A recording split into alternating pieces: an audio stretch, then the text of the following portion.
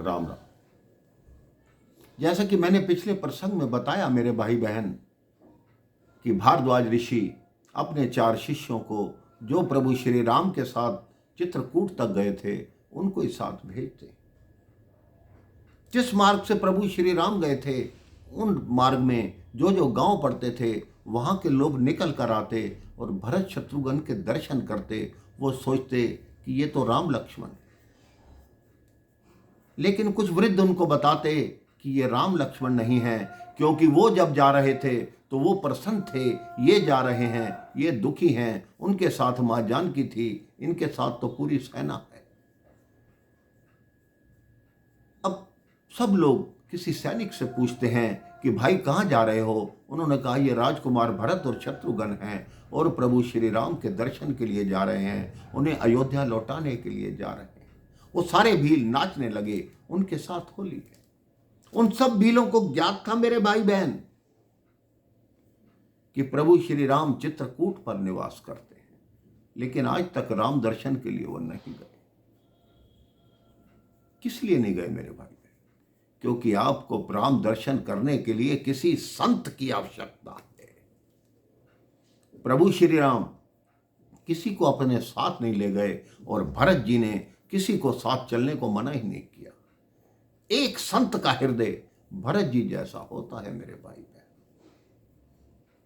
भरत जी का चरित्र इतना महान है कि आप उसकी कल्पना भी नहीं कर सकते।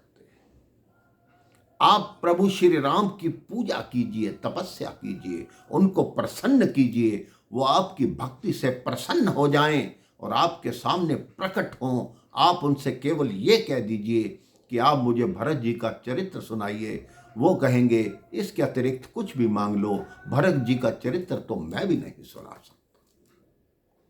इतना महान चरित्र है संत भरत का।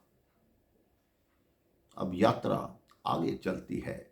मां देखती है कि भरत तो पैदल चल रहा है और नंगे पांव है। मां कौशल्या पालकी से उतर कर आती है, देखती है कि भरत के पांव में छाले पड़ गए।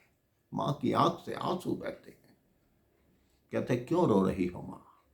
मेरी मां ने तेरे पुत्र को 14 साल तक नंगे पांव कंटक पथ पर चलने के लिए विवश किया।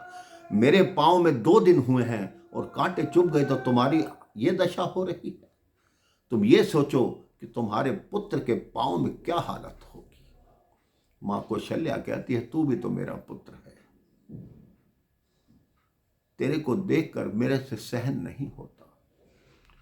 अब यात्रा आरंभ होती है। बार बार भरत मां कौशल्या से कहते हैं ये ना हो कि भैया ये सुने कि भरत आ रहा है, वो कुटिया छोड़कर कहीं आगे निकल जाएं, मेरा मुख भी ना देखना चाहते हो।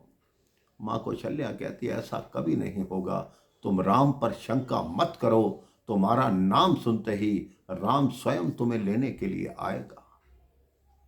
भरत जी कहते हैं क्या ये बात सत्य है? उन्होंने कहा बिल्कुल सत्य है।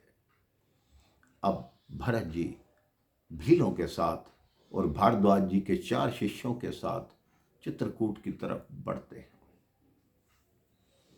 चित्रकूट का मार्ग अत्यंत कठिन है। भरत जी सारी सेना को कहते हैं कि आप लोग यहीं रुको, पहले मैं देख कर आऊं कि मेरे भैया कहां विराजमान है। उधर देवता षड्यंत्र करते हैं मेरे भाई बहन।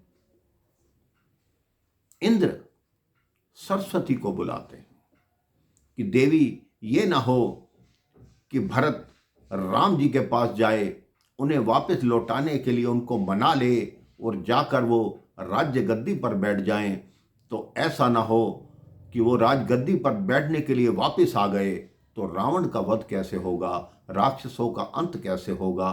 तुम ऐसा करो कि भरत जी को मार्ग भटका दो, वो कभी राम जी से मिल ना पाए। सरस्वती ने कहा एक बात बता दूं, आपने पहले कहा कि राम जी के लिए वनवास मांगो, मैंने जाकर मंथरा की बुद्धि को भरमा दिया, उसकी जिह्वा पर सवार हो गई। राम जी ने अपने ऊपर कष्ट आया तो कुछ नहीं कहा देवताओं, लेकिन अगर संत भरत पर कोई भी कष्ट आया, उसकी बुद्धि को जरा भी भरमाया गया, उसके पश्चात तुम्हें राम जी कभी क्षमा नहीं करेंगे। उनके कोप से फिर तुम्हें कोई नहीं बचा सकेगा। भरत जो करता है उसे करने दो। अब भरत जी का राम जी से मिलाप कैसे हुआ, किस तरह वो चित्रकूट पहुंचे, उन्होंने क्या क्या निवेदन किया, ये मैं आपको अगले प्रसंग में बताऊंगा मेरे भाई बहन। राम राम, जय श्री राम।